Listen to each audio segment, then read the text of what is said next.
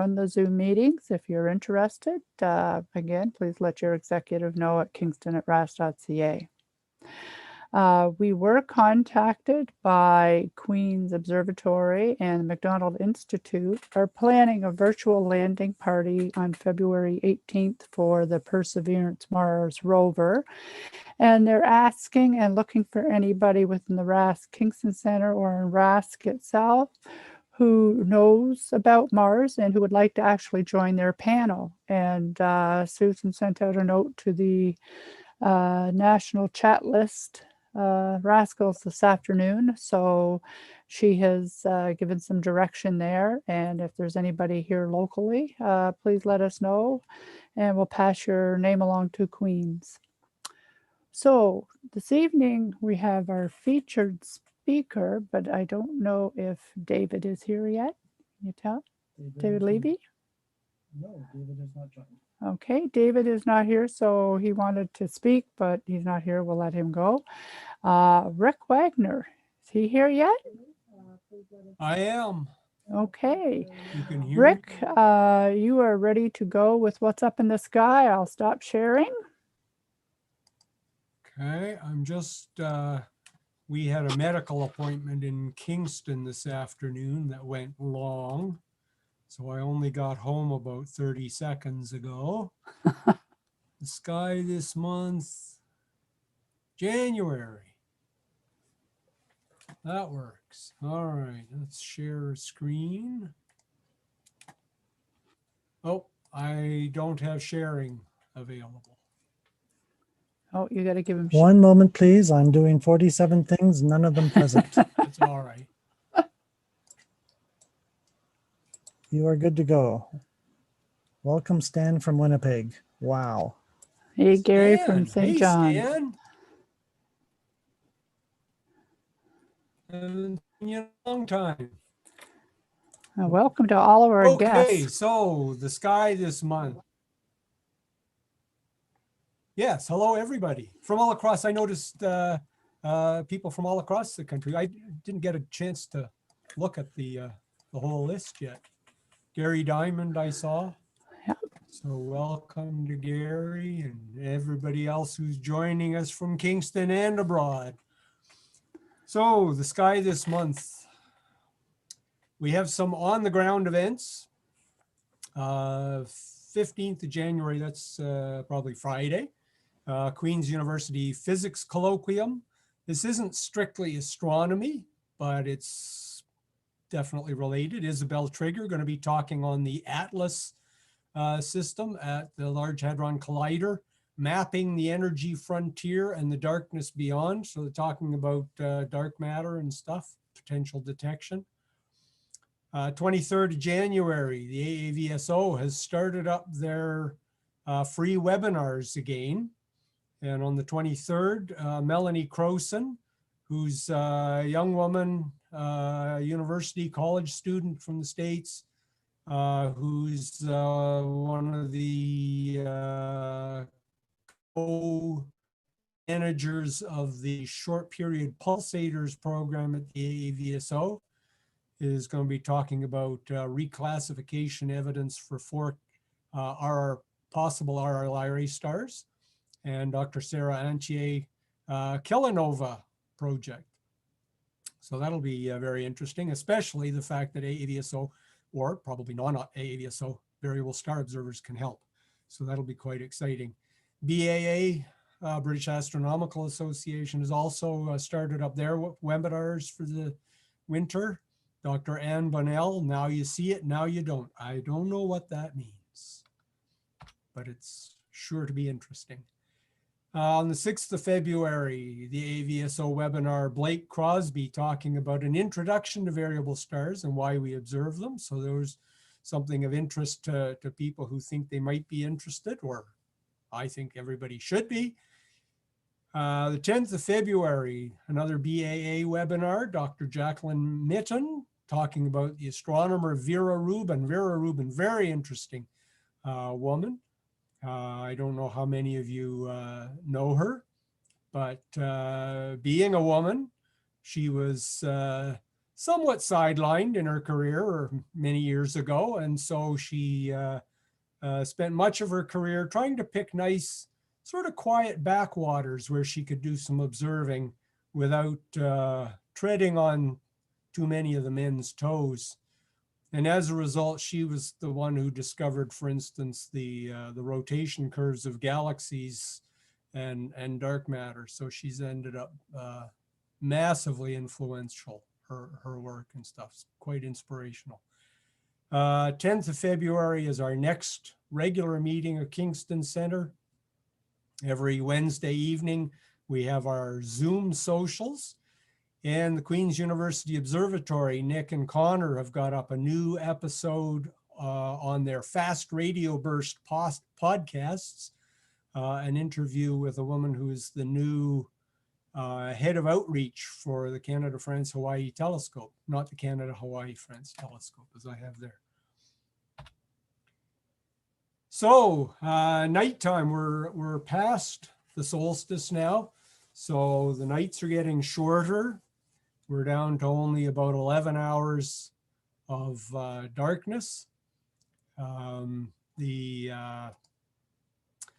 sunset times have been getting earlier for quite a long time now, since about the 10th of December. So they're actually about 23 minutes later than they were at their earliest.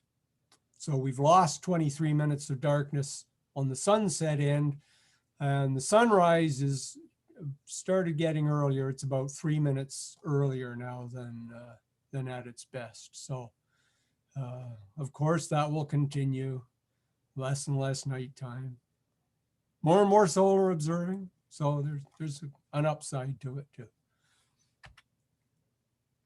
The moon, new moon, was basically this morning at 00 Eastern Standard Time. Unfortunately here it was cloudy because we could have seen a very young, extremely thin crescent moon, only 16 hours old, very, very low in the southwest, and it would have been lovely because it would have been mixed in with Jupiter and Saturn and Mercury.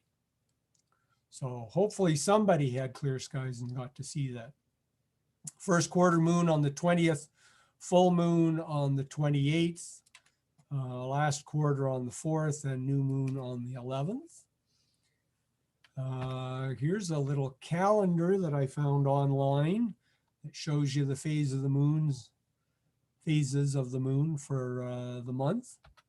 And then going into February, you can see we're back to new moon roughly at our next meeting. The planets. Mercury visible low in the southwest. It reaches greatest elongation on the 23rd of January. It'll be near Jupiter and Saturn, and the moon going through the field today and tomorrow evening, being very photogenic. Venus is in the morning sky in the southeast just before sunrise. Mars still quite prominent in the evening, but it's now less than 10 arc seconds in diameter, which makes it rather difficult to see much detail. Jupiter and Saturn are both disappearing into the sunset by the end of the month.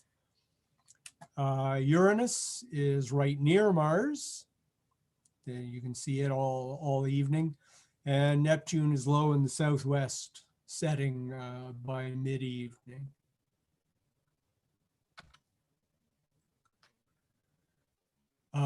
So special events with the planets. Mars is 1.7 degrees north of Uranus on the 21st.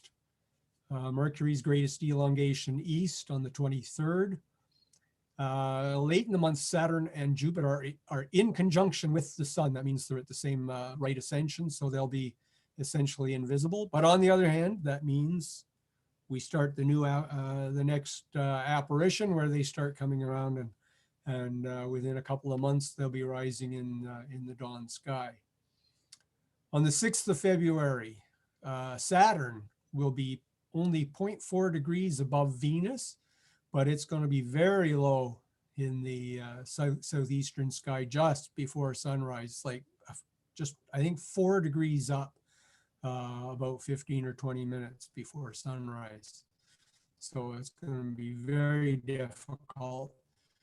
5 days later, Jupiter and Venus will be together. Perhaps a little easier. Jupiter's quite a bit brighter than Saturn, so it might be more visible. Asteroids this month. Asteroid 519 Sylvania is going to occult an 11.7 magnitude star. I think I have more details on that later. 55 Eunomia comes to opposition at magnitude 8.4. 14 Irene at 9.2, and 10 Hygeia at magnitude 9.8 also come to opposition. So here's the Sylvania Occultation. You can see it, it crosses possibly the Kingston area, hard to tell from this map, but then goes across Scotland and off into Asia.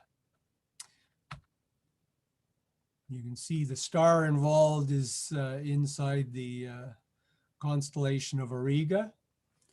It happens at about 6:41 Eastern Standard Time, so nice convenient time just after supper.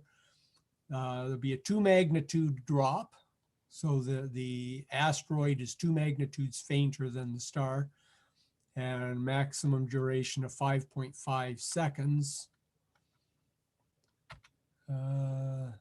And you can see that the center line is up near, and the predicted southern limit is north of Kingston. Battersea is just on the edge, but the 1 sigma limit on the path goes right down to St. Lawrence. So there's some chance that people in Kingston will be able to see it. I am well within the predicted path, so if it's clear that night and it's out of the trees, I will probably try to take a look. A reminder. Which line is the center line? Which color? The green one. Okay. So it's up in the left. Goes through Godfrey. Just a reminder about Nova Persei 2020. You can see it down in the south end of southeast end of Perseus. However, it has decreased significantly in brightness, suddenly dropping off for the past couple of weeks, now down probably around 14th magnitude. So you'll need a fairly decent sized telescope if you want to observe that one. And that's all I have for this month. Any questions? Yeah, Rick, can you send me that map of the on the 18th, is it? I'll send you a link. Yeah, thank you. I'll send you a link to the site.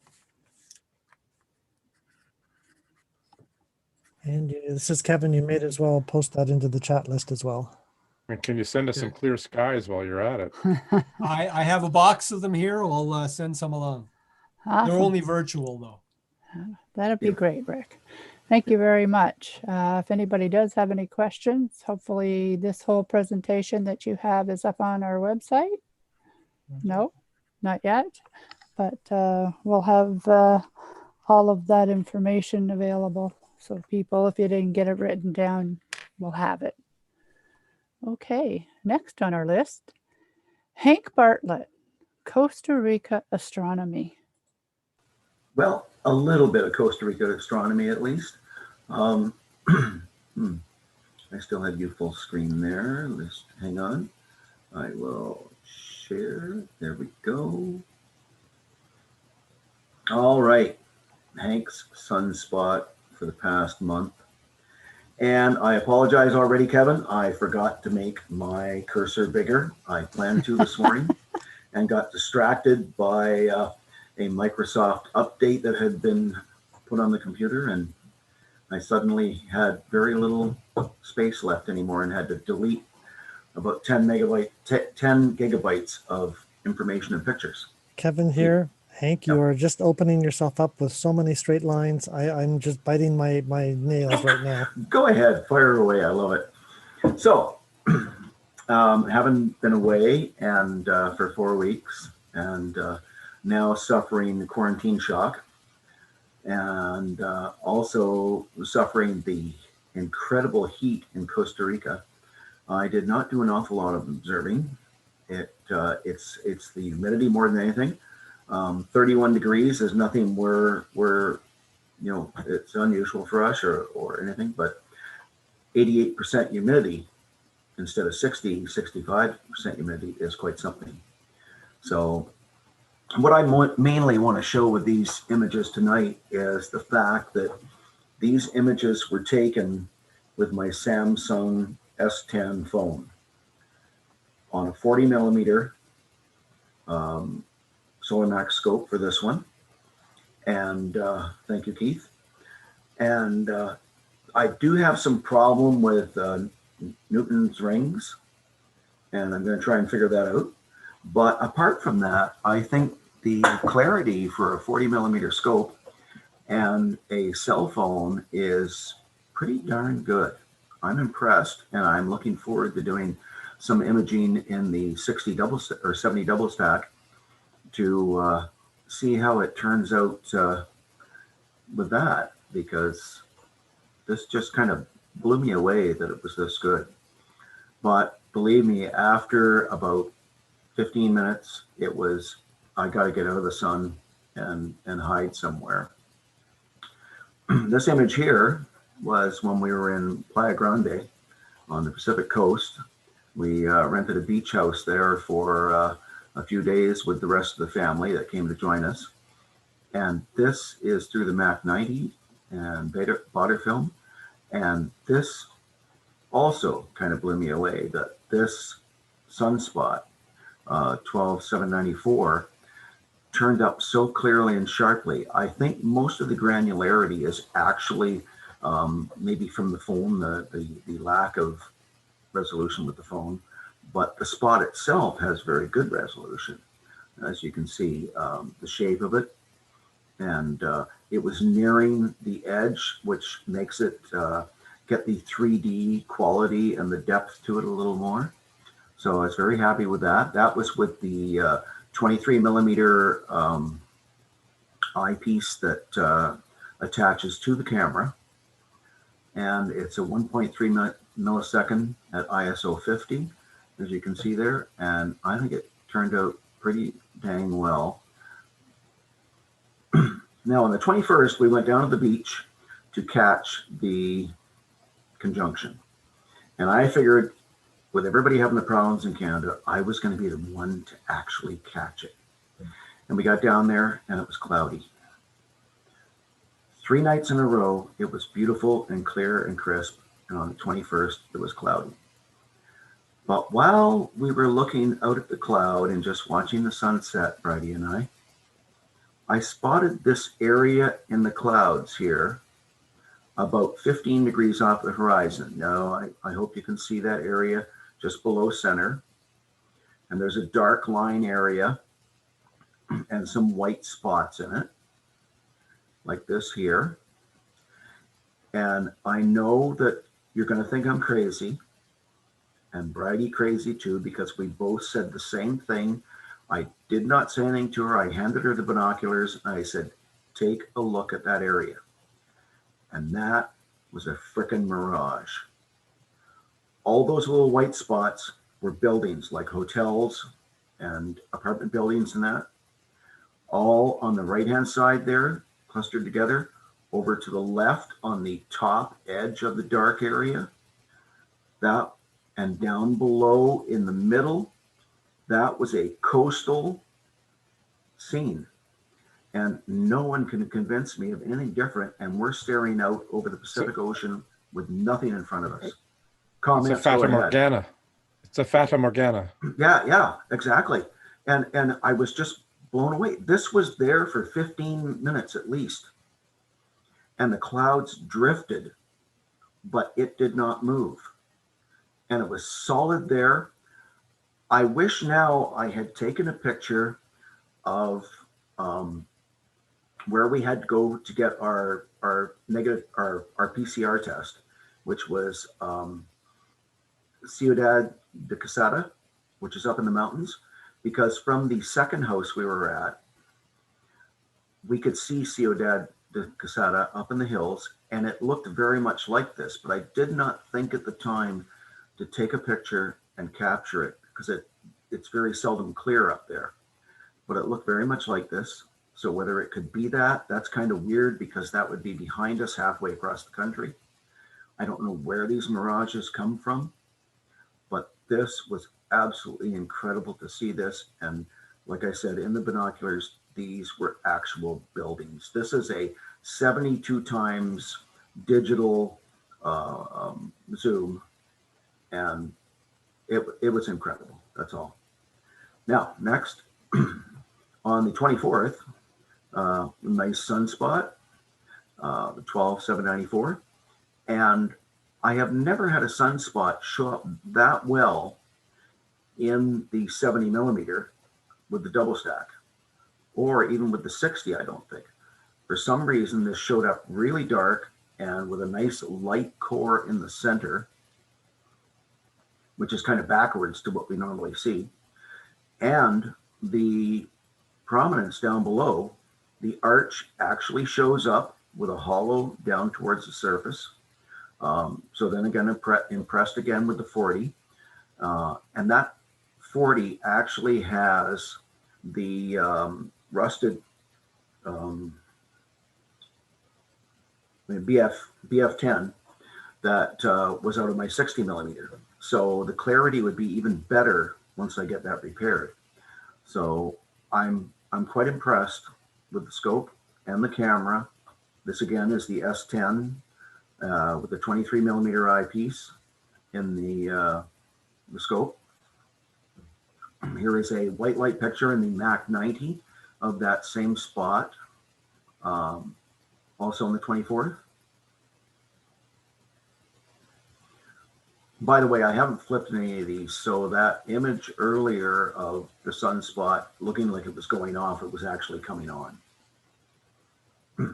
Now, we had one really clear night, and it was the 4th of January. Basically, the weather there was on the tail end of the rainy season, and a lot of cloud, a few nice spots in the days to catch sunlight between the clouds.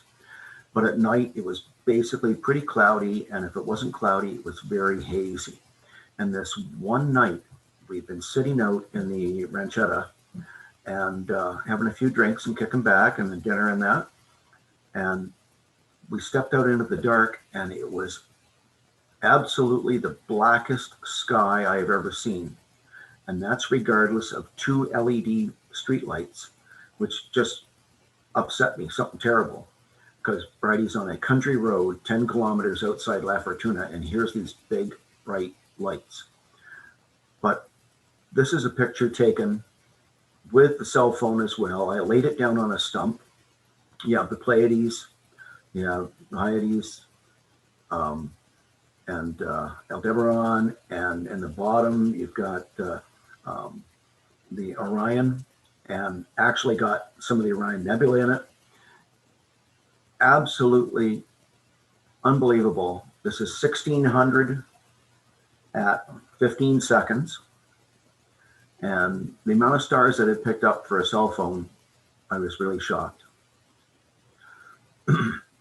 Excuse me. This is a 30-second image of the same area pretty well, with M42 and NGC 1746 and 1647 showing up. And I plotted these over the map to make sure. This one here is the ranchetta, which they have put out for outside dining and everything, and out in the sunshine. And this is a 1630-second again. And this is M48, M46, M47, showing up quite nicely, not as clusters, but as hazy gray areas. And all this stuff here down below, a little bit of information with that. They have planted in their own yard banana trees, banana plants, plantains, mini bananas, hot peppers, Carolina Reapers, and absolutely amazing to have all this stuff in your yard and go out and pick herbs and spices and fruit and everything in a little yard that's about half the size of ours here. On the 7th, a little more solar, a little bit of a filament there, some nice arching. I don't know if I zoom this in, if it will take time to show up on your screen, but two nice arches in the southeast there. Impressed again with the camera and the scope with that regard. Turned out quite well. And I have to show a few animal and holiday pictures, only a couple. When we were at the beach house at Flag Grande, the howler monkeys came to visit. They didn't get too close. They did not come in the yard or anything. We had a cement concrete fenced yard with a pool and everything, and they just looked on and howled and ooh, ooh, ooh, in the middle of the night, scare the hell out of you sometimes. Oh, this picture's a little that picture was a little out of order. This was on the way to that. This is one of the Tree of Life. And these things are absolutely huge. This particular Tree of Life is 300 years old. And it towers right up into the cloud above us because we're up in the mountain. And therefore the cloud is very close. They're absolutely amazing trees. I think we saw 4 of them while we were there. But this was the biggest one for sure. And you can see the amount of growth on that tree from bromeliads and other fungal plants that grow off them and form their own ecosystem. Absolutely fascinating. This image here was taken through the Mac 90 with the 23mm lens again on the phone. And this guy sits out on a branch every day, about 150 meters away, and probably about close to 30 meters above the ground, and just sits there and catches bugs as they go by. Absolutely amazing. This is my favorite picture of the whole trip. On the third to last day, we went over to the where the kids go for walks and go for swims in the river and that. And on the judge's property, we landed into this young mother and baby sloth. Very young because their coat is so clean and clear. Usually they are covered with moss and algae and everything because they have their own little ecosystem that keeps them healthy and everything. But this was fantastic to see this pair up in the tree, and they were only about 10 foot off the ground. So they were about maybe 15 foot from us because we were standing off at an angle. And we put out some planting, and we got toucans. And I think some of you may have seen the images on the RASC Facebook and that of all the other birds. But we had the toucans, and we had the parakeets, and many, many other birds. And that's all I have to say. Thank you. Wow, thank you very much. I want to jump in here real quick and say, Hank, you've inspired me to put in a new entry into the next issue of Regulus, the newsletter of the Kingston Center. And that will be going into Astro Tips and Tricks. And the entry for you will be when it gets too hot, when you're observing in Costa Rica, move yourself and the telescope into shade. Yes. I really, I would like to have done that towards the back of the ranchetta. I could have got just in the edge, but they had so many plants on that back edge, and that's where the Carolina Reapers were growing. And, but no, it's, oh man, Kevin, it was so freaking hot. Do you remember how hot Mexico was? It was almost as bad as Mexico. It was unbelievable. Hey, That's could I ask a quick question? You certainly can. I was just wondering, you mentioned that you were able to get different exposure times with your cell phone on your Yes. on your telescope. I was just wondering, how is that a special? Well, this, I don't know about all cell phones.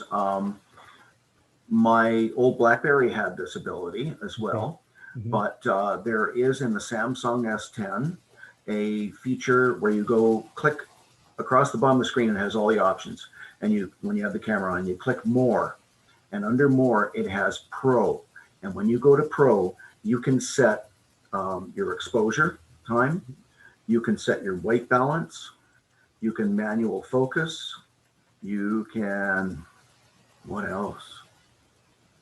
Everything pretty well. Your ISO, anywhere from 50 up to 3200. And learning to do that, and I should have done it in advance. I should have done it while I was home. Learning to do that in the heat was a bit of a complication because you get kind of a little buzzed out in the heat. And, but it worked very well. And I played around with it a lot. And so I'm looking, like I say, very forward to doing some more here in cooler temperatures and trying to use that cell phone to the best. You probably noticed that the night sky images, the stars were not very good. They were kind of square shaped and blown out and that. So I'll have to see what I can do with that. But I was truly amazed at the 3200 30-second pictures. Were absolutely fantastic. You know, they blued up, of course, and got a little too late, but it was yeah, fantastic. Killer. Yes, Great. and yes, Mark, I see your comment there. Yes, it was not only the heat that was buzzing me out. I have to be honest. There were other implications. That's great. Thanks, Hank. That's I know we lived through your pictures and had our vacation through your pictures. That's for sure. I appreciate that because we've had a fair bit of static over doing this trip. I realize that many people, well, maybe not many, but some people think we were terribly irresponsible and careless, but we were extremely careful. The only side trip we had where we were involved somewhere was a chocolate factory one for the kids. And that chocolate factory was closed and only opened for us through a friend. And we were the only people there. All the rest of the time, we were totally private, and all of our, I don't mean to go on, but all of our transfers and everything were done in private vehicle with masks and the whole works. We were terribly careful. Good. That's great. Thank you so much for sharing. Okay, David, I see you've made it. Unmute. Yeah, thanks. My internet decided to go down. I guess it was turned off during the impeachment vote in the Congress today. But anyway, it's back up and I'm here with you. Anyway, I want to welcome everybody to this monthly meeting of the Kingston Center. I really do miss you all very much. And I hope that someday I'll be able to make an in-person visit again. I think as we all go out and observe on the next clear night, one of the things we're going to look at is, of course, Canis Major, which is really high in the sky right now. It stays up all night long, and especially with Sirius, and Sirius the dog star. So those of us who have dogs and those of us who don't can appreciate the wonders of the dog star. My quote tonight is going to be from Robert Frost, who wrote this poem, Canis Major, in 1928, or at least he published it then. The great overdog, that heavenly beast with a star in one eye, gives a leap to the east. He dances upright all the way to the west, and he never once drops on his forefeet to rest. I'm a poor underdog, but tonight I will bark with the great overdog that romps through the dark. Thank you very much for letting me say hi to you tonight. Hey, David, glad your internet came back and you were able to join us. That's awesome. Okay, our next speaker is Malcolm Park, who's going to show us how to use Photopea.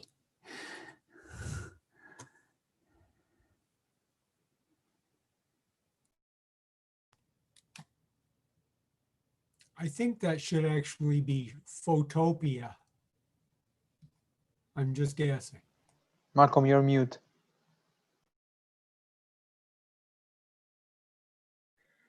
Gotcha. Yes, I have two screens active, and I'm doing the demonstration on my PC, and I'm using my iPhone to broadcast my audio and receive video. So I had one muted and not the other.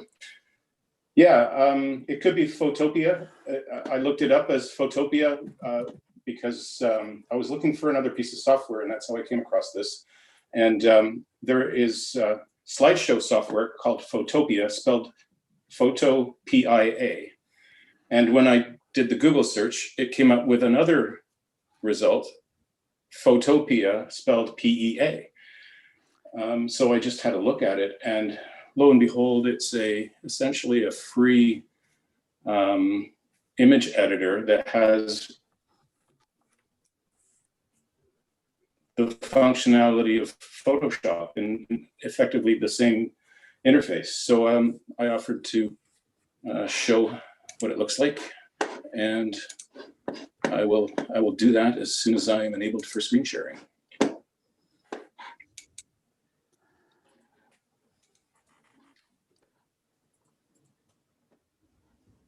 Okay, Malcolm, you should be good to go. I had your other account co-hosted. It figures, doesn't it? So I want to share my desktop. Is there an option for that? Or do I have to pick the one and go back and forth? Usually it's the first choice on the top left corner is your desktop. So it says screen one? Correct. And just to be of technical aid, you are now sharing something, and you are now sharing, it looks like a desktop of a bunch of Awesome. Yep. star-like things. I see it on my iPhone. Okay, so my approach is going to be to take you to the website where you can find the program, and also to compare it to Photoshop. Because I've been a user of Photoshop for quite a while, and I thought perhaps the people that are excluded from Photoshop world and editing in the Photoshop universe for various reasons might be interested in seeing this option or alternative to Photoshop, and it's free software. So the first thing I'll do is I'll launch browser, and just checking my phone. Yep, okay. So we'll just Google photo, spelling counts.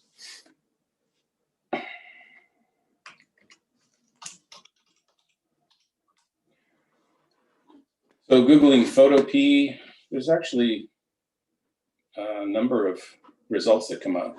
One of these down here, Adobe Photopea. I'm not sure if it's, to be honest, Photopea or Photopea, but anyways, we're going to the one here that says www.photopea.com, online photo editor. Hey, When I Malcolm, click, why don't you kill your video so that you're just sending audio because it's breaking up? kill my video. Kill your talking head video because your audio is breaking up.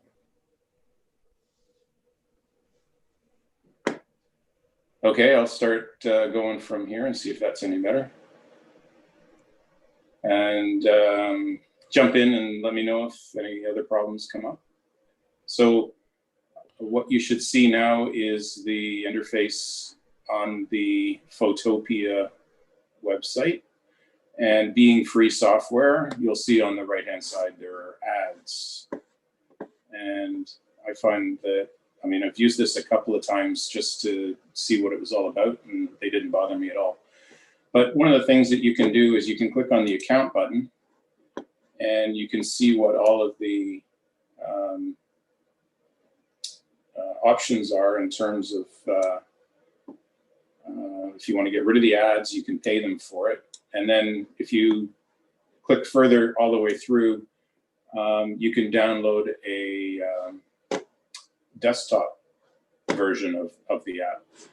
And I've done that. So I'm going to close this, and I'm going to open the desktop app. So I believe this is really just another web connection to the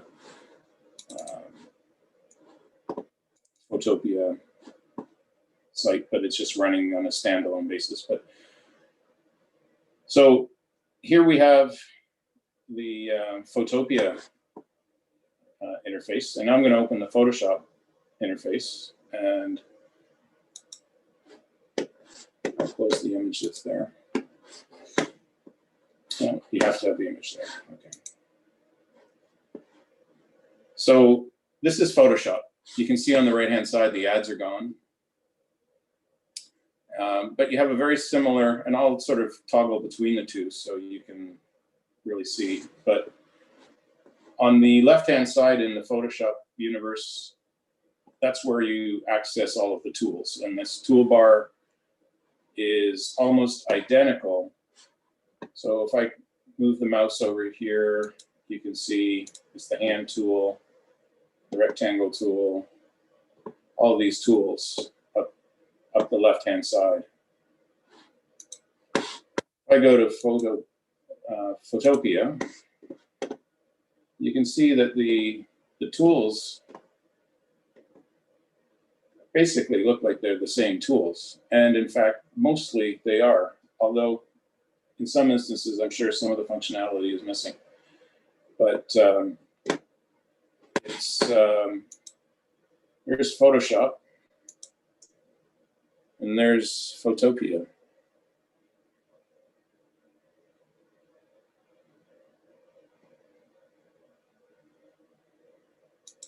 And back to Photoshop. And back to Photopia.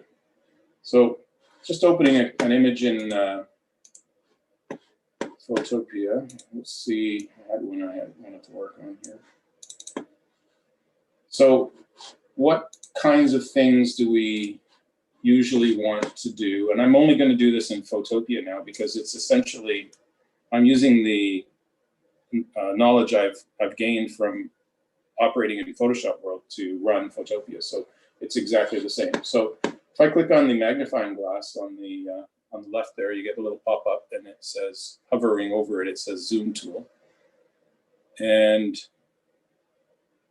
you can change pixel to pixel ratio. So now you see it blown up to full resolution, or you can click fit the area, and it just quickly resizes it. Or you can use the magnifying tool, which at the top left is either the plus or the minus. So I'm just going to fit it to the area. And I'll give you a simple example of some of the features that you can do. So let's say you want to resize the image.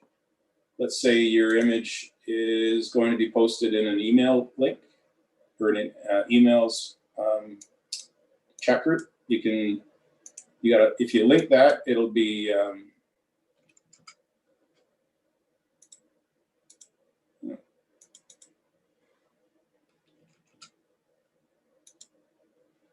so we've gone from, I'll undo that and I'll go, we've gone from basically 3,840 pixels square to 1,000, and I click on the link, and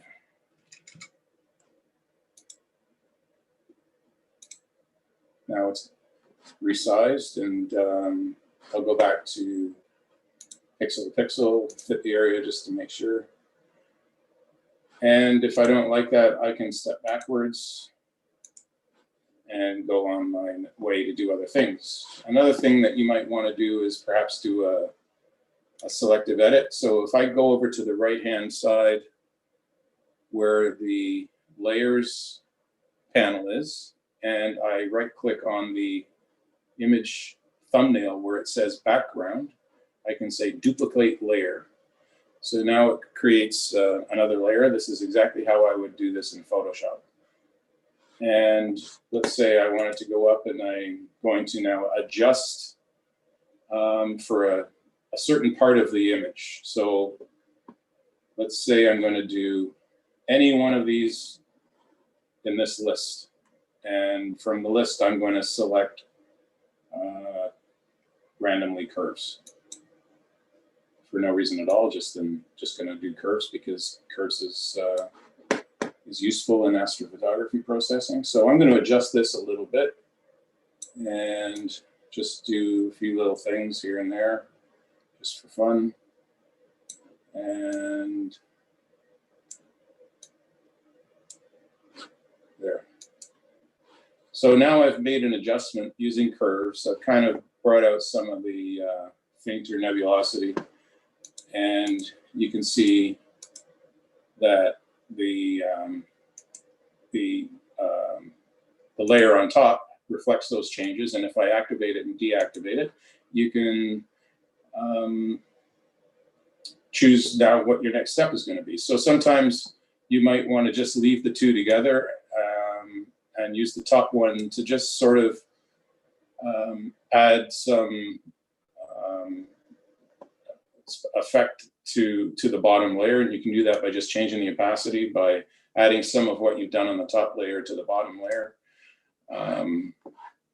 You could leave that at full, and over here there's going to be a, let's see, where's the eraser? Gotta find it. There it is. Okay, so I'm going to change the size of the eraser, and I'm just going to go. Now I'm doing this just to demonstrate how like Photoshop it is. This isn't to say this is how you would normally do it. There would be an instance, or there would be a time when you would do something like this in a more controlled way. But this is just to show you that using layers, you can affect change to one and not to the other. And this is effectively what we do in Photoshop all the time. And so if you don't like what you've done, you drag your duplicate layer down to the recycle bin down at the bottom, or the garbage bin, and it disappears. The other thing that we were talking about was adding text or annotation. So you can click on the T on the left for text tool and simply draw a box. Now we've got up here on the top, underneath the word window, there's that black pane that tells you the color of your text. So we want to change that so we can see what we're doing, and just type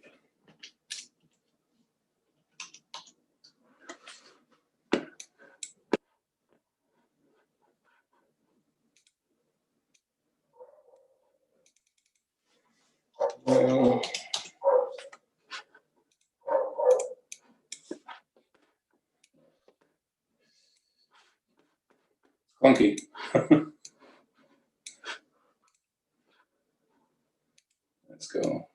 Let's go down, because I've resized this, so I don't know what. Come on, work for me. Kevin here, and after all the grief There you it gave is. me about textural annotation, oh my There God. it is. There it is. Because I went out of order. I resized it before I started.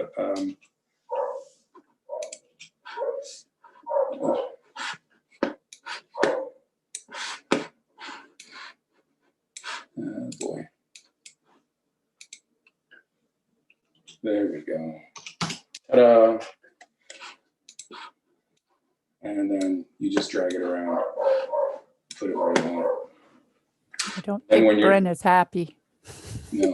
No, actually, she's very happy. This is the time of night when my wife turns on the TV and lets her bark at the dogs on the Discovery Channel or whatever it is. And then when you're done, you hit flatten image and you're done. So the next step is to save it, and you use an export. So export is JPEG, quality, whatever.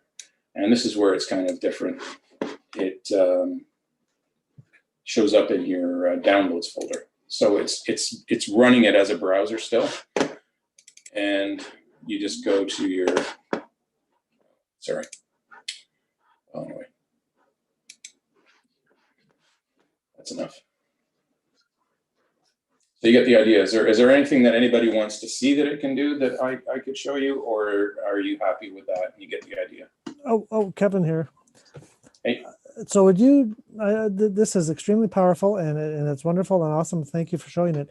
Is this the kind of tool and the operations that you just showed with 2 layers and changing one of them, what people would do with an exposure of widely varying magnitudes, for instance, Jupiter's surface and Jupiter's moons, so that both would come out to be equally visible in the end product? I don't think so, because I mean, typically those are hard to isolate. But okay, so then in landscapes, I'm thinking when we take a photo of a moonrise or an aurora, the possibility exists that you might want to brighten up the foreground.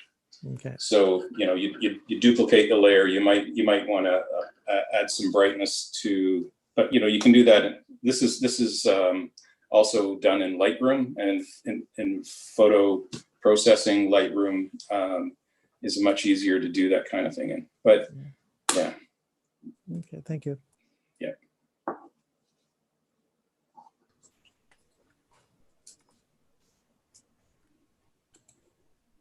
Okay, that's great, Malcolm. Thanks for giving us the demonstration. Hopefully a lot of the people within the club will actually give that a try. I know we've been discussing different programs on the email list lately, so this is, yeah, I hope it's useful. Yeah. This is one thing people can try out, even if they just want to play around with the whole setup before they purchase a program. Great, thank you. Next, we have Rosemarie, who is going to show us a plate for her 50 by 70 binoculars. Okay, we had discussed these 50 by 70s that come on sale at Canadian Tire every now and then, these Celestrons, and getting them on they're large enough. I'll try to see if there. Okay, lovely thing, getting them on the tripod. Now it comes with this cheesy little plastic thing that you screw it onto the top of the tripod and screw that onto the binoculars. And I looked at that and I thought, seriously, nope. So I thought, gotta be a better way. So I built this plate to put it on there because I like things solid. And I also like things easy to put on and easy to put off. So I've got the Manfrotto tripod, and it's got the quick release plate head on it. It's got one of these heads with all the, you can tilt it like up, down, move it around, lock it up tight, and it's good and solid. So when I want to put it on or take it off, I love quick release plates. You're not fumbling around in the dark trying to screw something on and take it off. So I'm going backwards here because it's easier to demonstrate.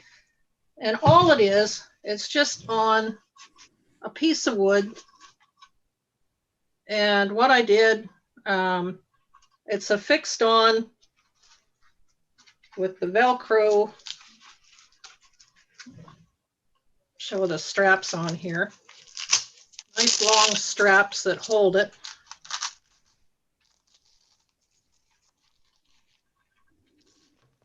There, and you just slip them off.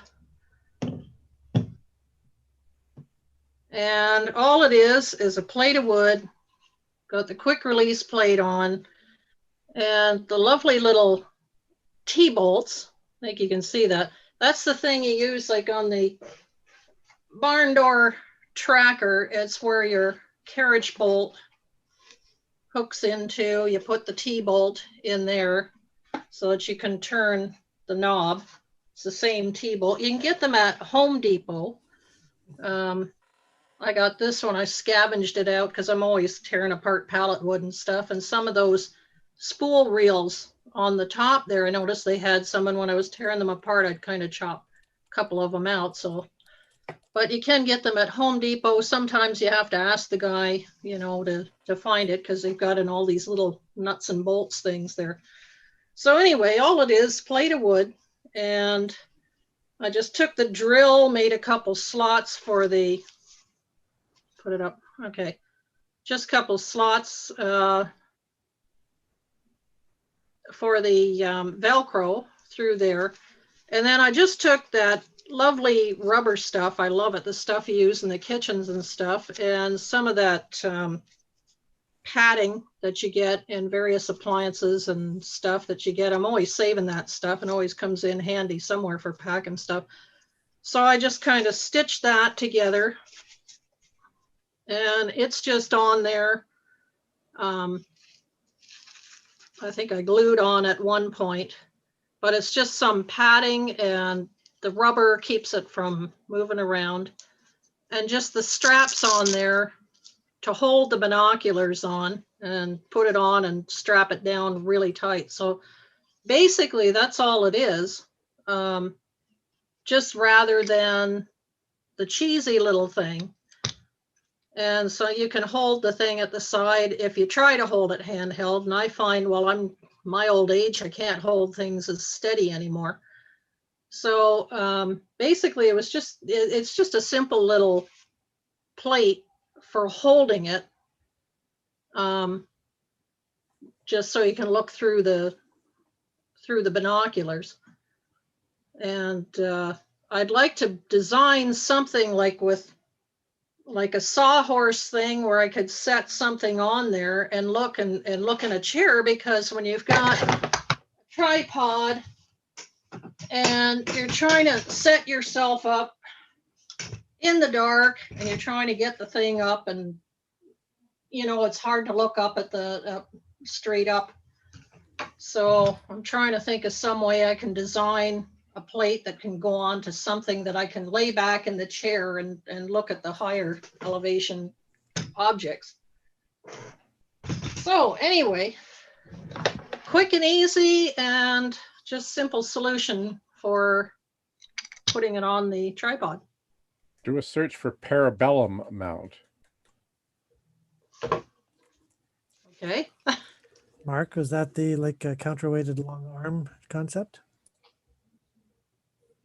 Oh, that's like the long arm with the weight on the end? Well, it's like a, I don't know how to explain it, but it's a way to project it over you so that you can get underneath it while you're sitting down. So yeah, I think someone at 4 or 5 Fallen Star episodes ago, somebody had something like that, had a big long weight, and he could swing the binoculars around. Okay, that's great, Rosemary. I know you also put a link for the hat this afternoon on the chat list. Oh, so if yes. people want to see the hat. There's the hat. It's the 1898 fisherman's hat, and the nice thing about it, it's got these lovely little ear flaps, and the bottom part of it is like double layer. You knit it, and you knit a long strip with the ear flaps that come down over, and you just fold it up, and then the top part, you just pick up the stitches and knit the top part. It's very easy to knit, but the thing I like about it is that it comes down and it's over the ears, over the side, and keeps you warm around here. And then if you want a little extra, just get a little neck warmer thing. There you go. You can hide yourself up real nice if you want, but as I find that with the coats at the top, you can never, if you get it zipped up, it's like in your face all the time. And scarves are always kind of, you're wrapping them around and everything like that. So this little thing, it's just like the top part of a turtleneck, keep your neck warm. So bundle yourself up. And the other thing I like about the hat is at the back, it comes up a bit, this little scoop, because I find that the coats, when the collars come up and you've got down like this, it's always pushing your hat, and it always pushes it up into my glasses like that, and it's uncomfortable. So this thing, I find with my coats that it doesn't do that. It covers the ears, but it doesn't, you know, scoot around like that. Great. Thanks a lot, Rosemary, now that we've seen what the hat looks like. And we all have to sneak in 2 demos. and we all have to learn how to knit. Well, we can make it. Okay. No, we can just order them from her. That's right. There you go. Your winter will be busy. Get Aunt Ella or Grandma or there in front of the fire, and away you go. If you can make it not slide off my head like the RASC toque does, that'd be great. That's great. That's great. Thank you very much. Okay, next we have Rick Wagner, who has some images to show us. Okay, let's see here. Share screen. Oh, I am disabled for sharing screens again. Please, Kevin. You must have been for bad behavior or something that I removed you. But I had to change computers. Oh, that's why. Okay, you're a new person. Go ahead. Yeah. All right, so we all remember the Great Conjunction. Hank has already talked about the fact that he didn't see it. I didn't see it either. However, how often do you get to see a genuine astronomical drawing that's bright red?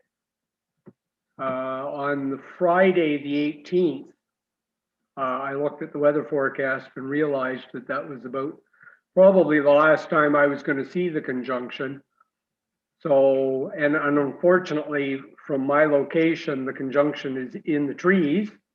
So I decided to try and see the thing at 3:30 in the afternoon with the Boltwood 16-inch. And well, needless to say, the sky is kind of bright. So I tried sticking in a deep red filter, and Jupiter was visible quite easily without the filter, but Saturn was, I couldn't find it. But with the deep red filter, I was finally able to see it. So this is my sort of recreation after the fact of what the view looked like. This was at about 200 power. So you can see that, you know, there's still 200 power. They're awfully close together. And this was 3 days before the main event. Later that evening, I had control of the RASC remote telescope in California. And so between sunset and the time it's dark enough to actually start photometry, there's an hour or so in there. So I thought, what the heck, we'll give it a try. And I did a bunch of exposures. It's kind of difficult to take pictures of this thing with a 16-inch telescope because they're kind of bright. And so I ended up actually shooting through a sulfur 2 filter, which is an extremely deep red narrowband filter. So these are 5-second exposures. You can see, I'm not sure if the dimmest one there is a moon, but at least you can see the disk of Jupiter and 3 of the moons, and then the oval of Saturn. This is something Kevin complains about, is the difficulty of getting both Jupiter and Saturn to look all right. And so, and in fact, even on Jupiter, the limb darkening is so strong that if I dim this image down to the point where I could try to see some detail on Jupiter, the disk is just too dim, and so you can't get any detail. And so that's why Saturn, for instance, is a little overexposed and just becomes an oval rather than separating the rings from the disk. But anyway, it was nice to get some images of it. Then on the day of the event, it was actually cloudy, of course. But the following day, Tuesday, we had medical appointments in Kingston. And so after that was over, we drove up to Fort Henry. And I had brought along, just in case, my 8-inch Daub, my 15 by 70 binoculars, and my camera and tripod, just in case it cleared off. And it did. So we got up there. And this is approximately the view. This is a drawing again. This is approximately the view through the 8-inch Daub. It was actually a very nice view. The 4 moons were easily visible. Some nice detail on the disk. The rings were well separated from the disk of Saturn, and in fact, you could even see the shadow of the disk of the planet on the rings, and all 4 moons. So it was a lovely evening.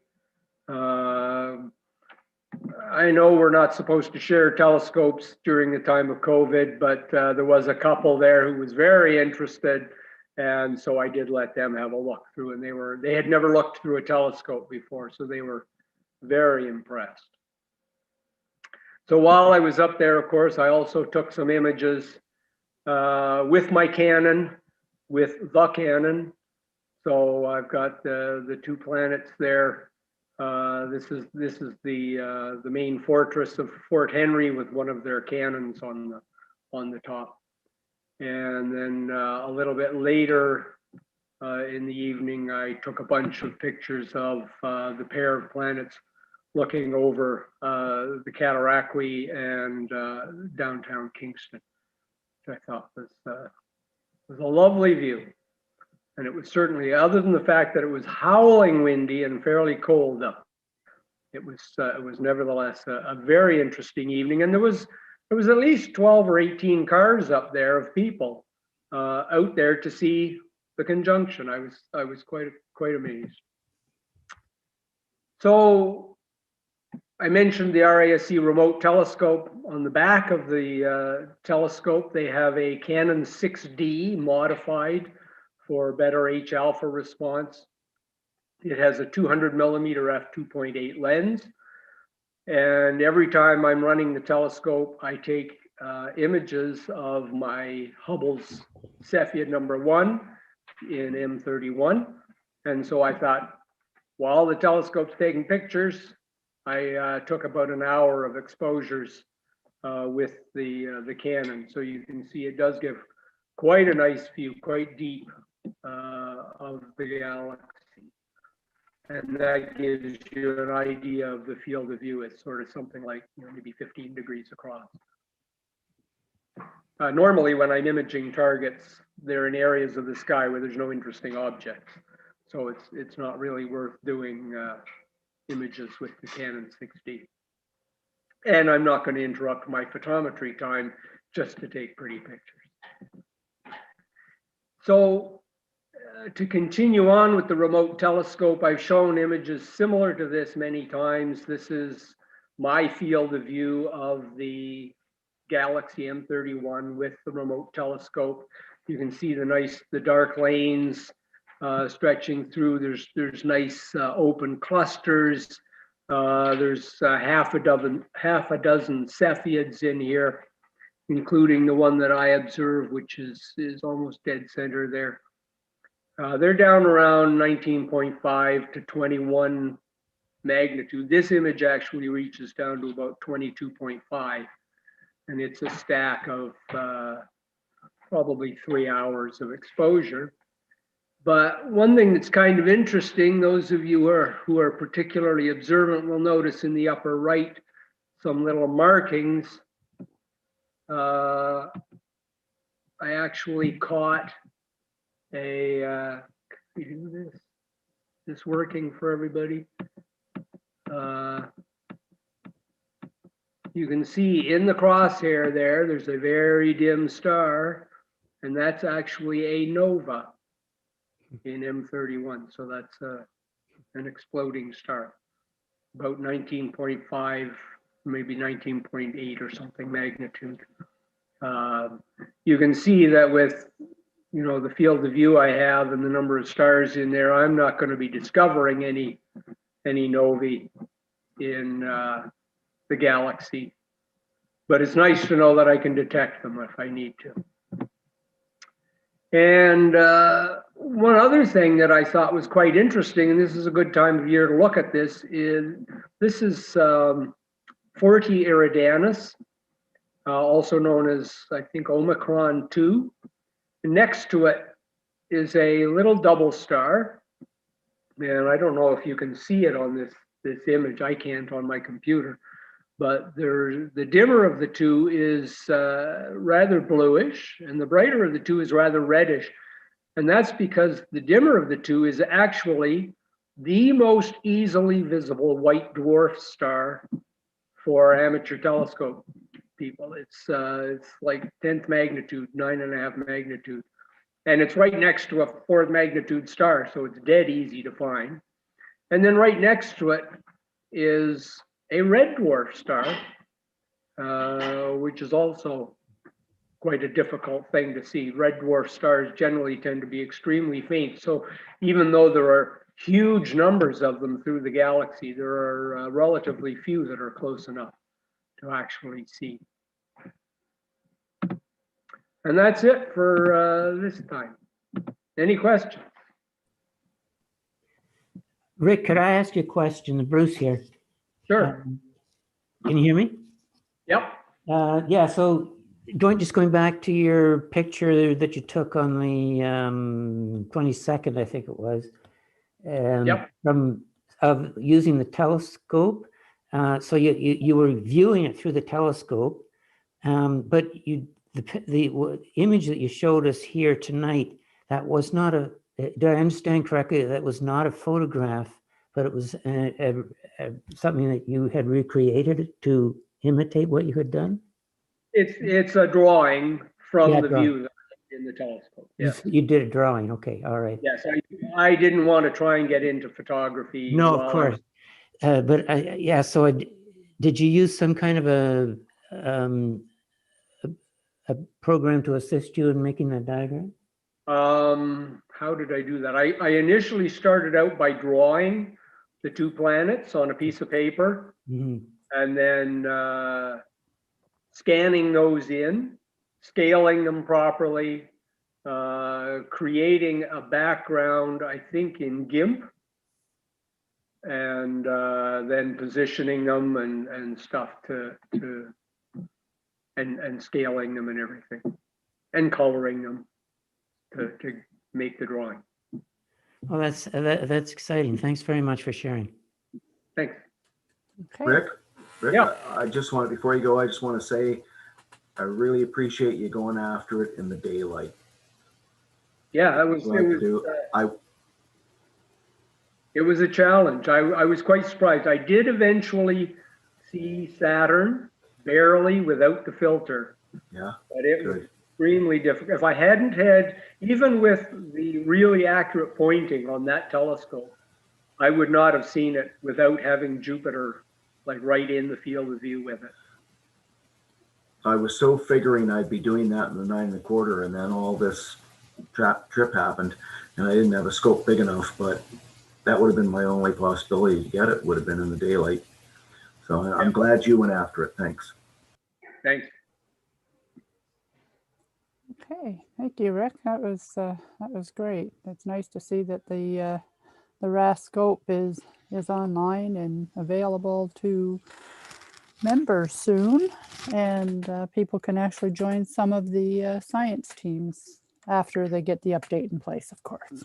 If people are interested in a particular quote scientific target, just let me know and I'll see what I can do to get it in the schedule. Okay, so For just instance, email you. Sure, just email me. If you're particularly interested in, say, doing astrometry on an asteroid that you know the person it's named after or something, you know, we have an observer's code with the Minor Planet Center, so we can submit official astrometry of solar system bodies. So. Okay, that's awesome. Thank you very much. So now is the time where we actually open up the microphones, and if anybody has any questions, they can bring them forward. So unmute everybody, Kevin. Yeah. You can unmute themselves. Okay. You can unmute yourself. So any questions? Anybody want to discuss anything? Kevin is showing you his new hat or his old hat. The Good Jane spirit. hat. The Jane hat. This is the Jane hat. Yeah. Very yurtish. Pigtails, Kevin. Nice pig. Firefly fans, the man named Jane. A man who can walk down the street in a hat like that has not afraid of anything. Yes. But it is hot. It is warm, yes. Anybody have anything they'd like to bring up? Sorry, Hello. who was that? No, I'm Francesco here. Hi, Francesco. I just want to add something to what Bruce was asking to Rick. So if you, Bruce, are interested and if you use Stellarium, you can actually, in Stellarium, you can choose and build your own telescope and field of view, and then you can print out, you know, like the field of view perfectly, like with the software. So maybe, you know, if you don't know how to do that, I can show you that. That's exciting. I'm actually just starting to look into Stellarium, not now myself. I'm not very, you know, computer savvy, but I'm having a go at it. So I'm following some of the yeah, tutorial online. There are a bunch of videos. Yeah. The tutorial, and so yeah. But yeah, so maybe we can get in touch again. No problem. Yeah, sure. Actually, just while I'm on my on the screen here, I just wanted to say that I've been. You may recall that earlier I mentioned that I was working with several people, including Susan, for example, and also Elena, on putting together something to, you know, some outreach kind of projects that can be guided or, you know, offered online through the science fair. And so just, I think what I'm planning to do is, I'm just in the process of working on a, we already have a poster, and we're going to add to the poster a list of some suggested experiments or observations and that kind of thing.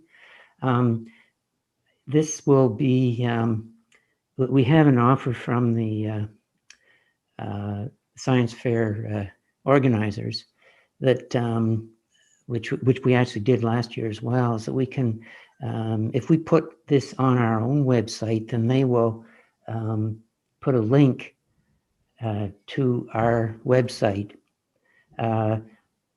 in the science fair website, where they list the various awards, and of course the Leo Enright award will be listed, and so that's where the link will be. So hopefully it would reflect people from the interested students from the school and teachers as well to our what we might be suggestions we might be offering in this indirect way. So before I do send it in, I will share it with interested people.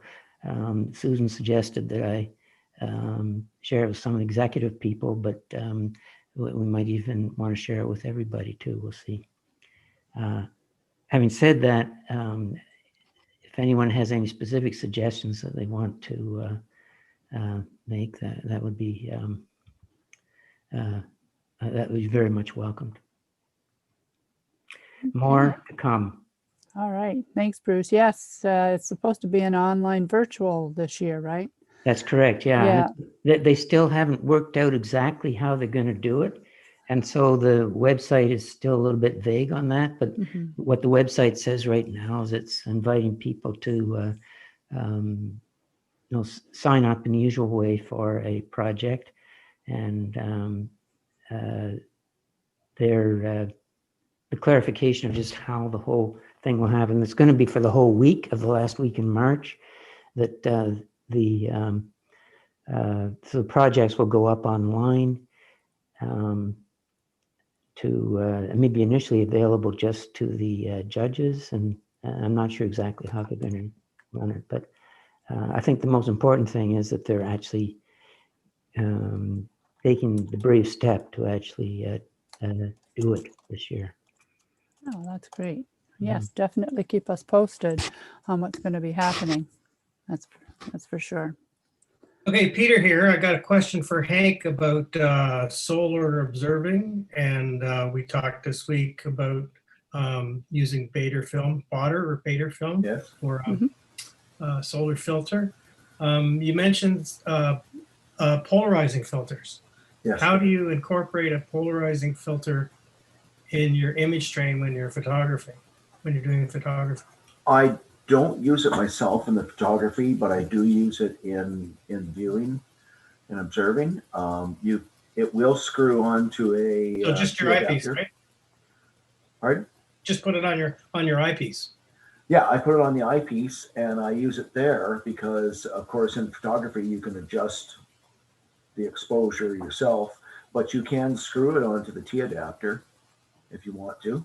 They are threaded, and you can set it to what you want. But with the eyepiece and the Barlow, it just sits in nicely, and I can leave the eyepiece loose and turn it, and it will adjust so that you can get the best contrast and shading for sometimes for the plage, especially the plage. Okay.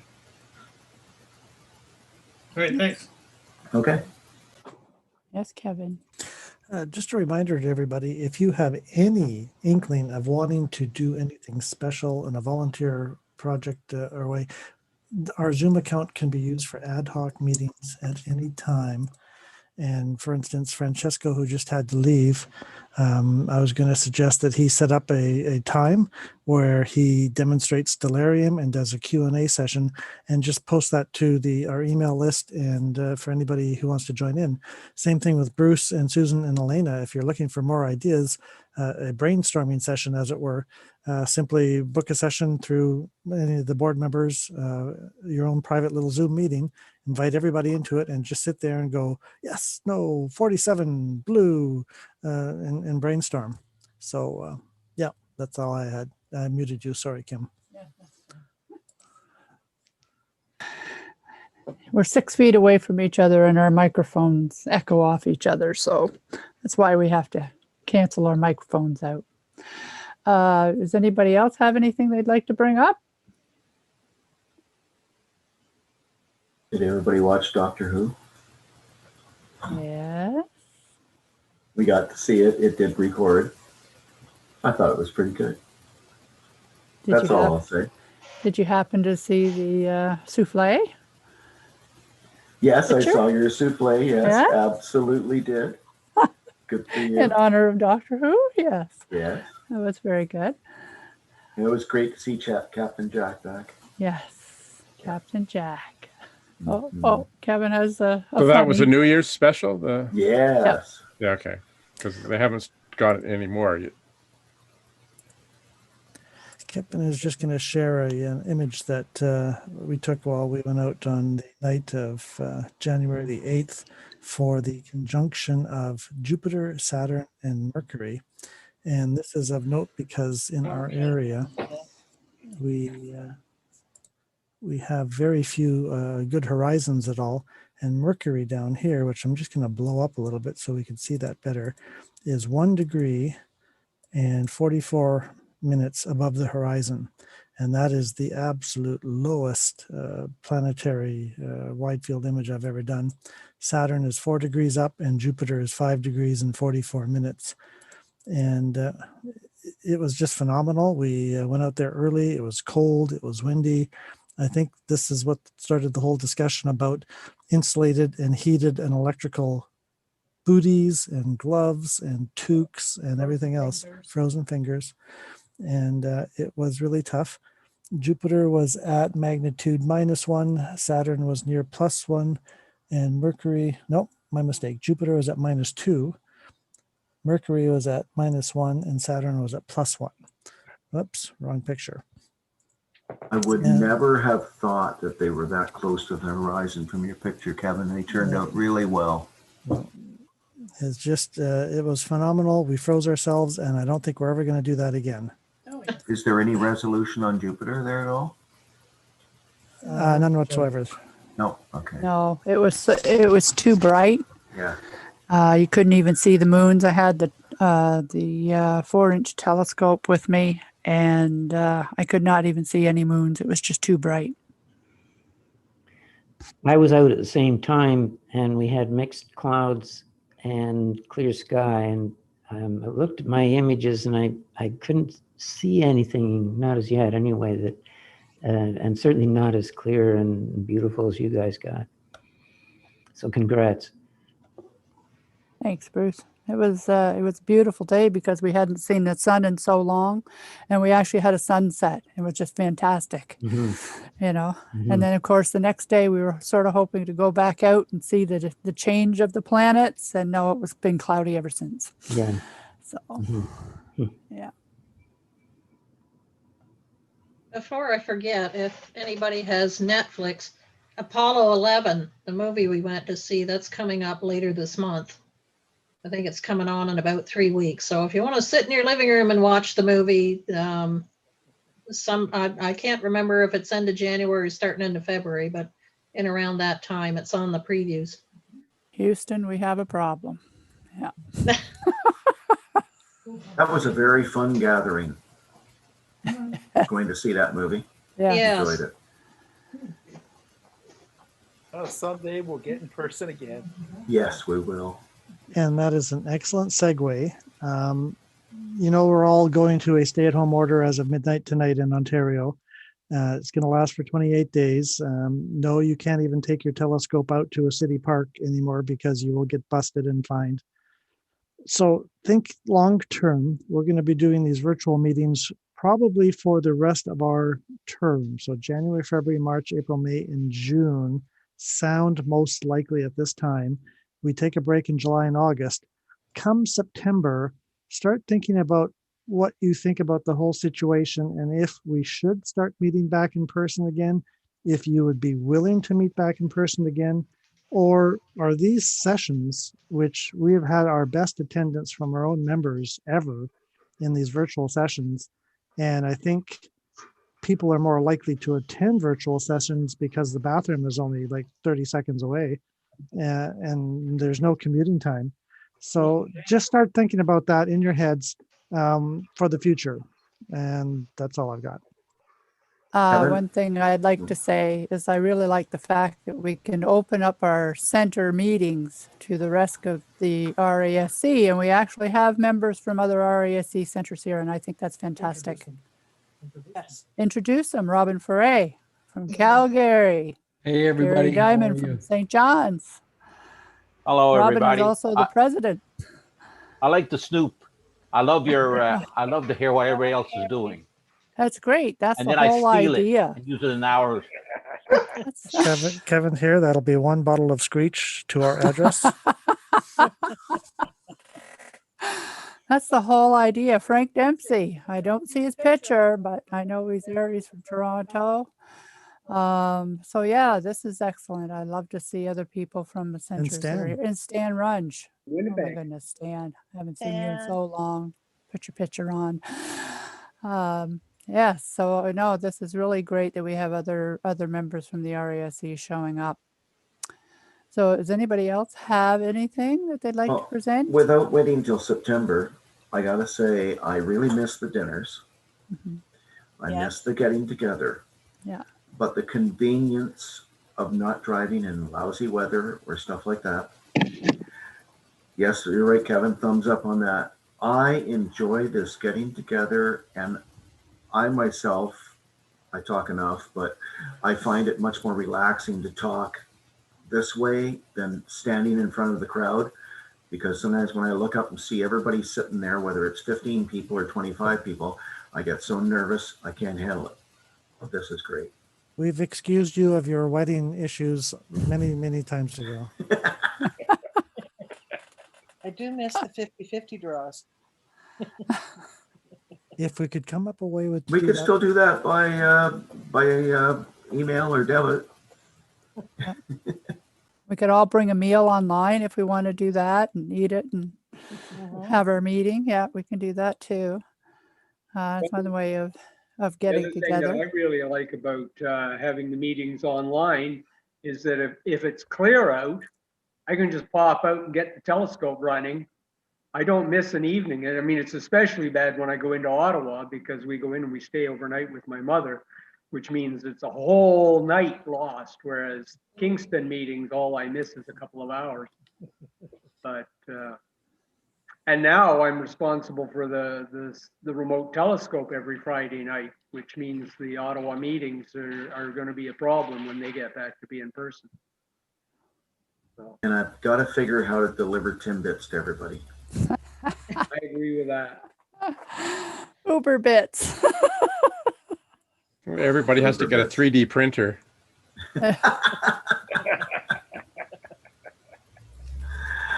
All right, everybody, I'm going to head out. Take care. Okay. Thanks, Hank. Thanks, Bye. Kim. And Thanks, before everyone.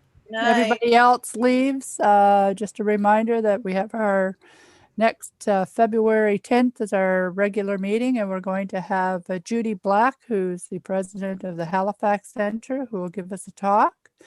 And in March, we're going to have Dave Lane from the Halifax Center, who's going to talk to us about the robotic telescopes.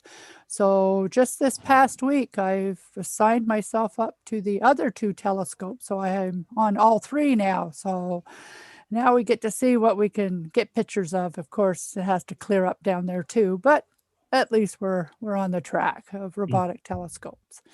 So if there is nothing else, I think we will close this evening's meeting. Thank you all for joining. Great to see everybody from the RASC, and take care. And we'll see you next Wednesday for our social on Wednesday. Thank you. Thank you all. Take Yeah, care. Everybody. Bye. Bye. Thank you. Bye-bye.